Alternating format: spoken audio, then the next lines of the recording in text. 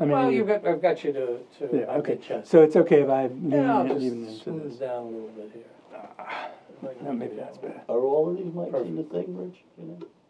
They're all working. Yeah, yeah. Okay. All right, we're rolling. So, Tony, look at me.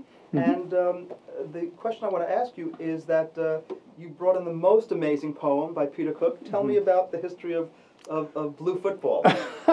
Well, Peter Cook, who most people remember from Beyond the Fringe, or some of his amazing film performances like Bedazzled, in which he also starred, he was a school friend. We both went to the same school. And at the time that he was still at Cambridge, when John Cleese was a young puppy, he was told, there's this guy called Cook who does these things once a month or so, and you should come and see him. Well, it's kind of bizarre. So he said, I went down there, and there was Peter Cook, like our Mr. Gumby, and, you know, with a knotted handkerchief and gumboots, and sitting in a rocking chair, rocking away. And David Frost was standing at the sink, dressed as a woman, washing up dishes. And people kept piling in, and it wasn't a very big room, and so it kept getting hotter and stickier. And finally, there were just dozens of people there, and somebody said, "You've got to get going." And Peter just kept rocking, and he had the newspaper in his hand, and he finally said, "Uh-oh, I see the Titanic has sunk again." And John Cleese said, I mean, that's a kind of humor, I don't know where that comes from. It's something completely new.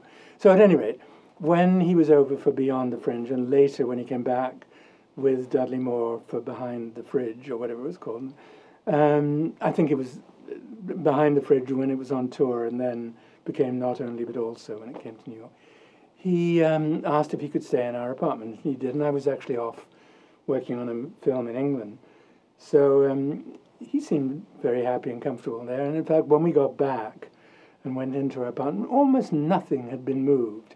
You know, there was still the same apricot pit in the ashtray, and it was just untouched. And he said he was so happy there that he would be kind of grateful if we could let him stay on.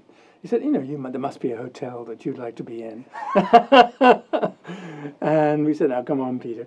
We did actually find an identical apartment with an identical layout 4 floors below us in our building. Literally, I mean, the same ground plan.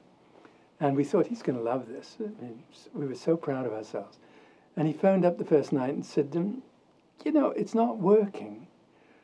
And we said, Peter, what's the matter? It's the same place. He said, not the same. He said, it doesn't have your stuff. So what are you saying? Well, he doesn't have your, you know, like pictures on the wall. And, you know. So we took all our pictures downstairs and put them in his apartment. And he stayed there for quite a long time for the run of the show. And when he finally moved out, we discovered he had left this poem as a little sort of thank you. And so far as I'm aware, even though I did get it published by Rolling Stone in their book called Wonders, it's never had a life within the context of his work. So I'm thrilled that you invited me to do it here, because it's an adorable piece, and nuts, as was he.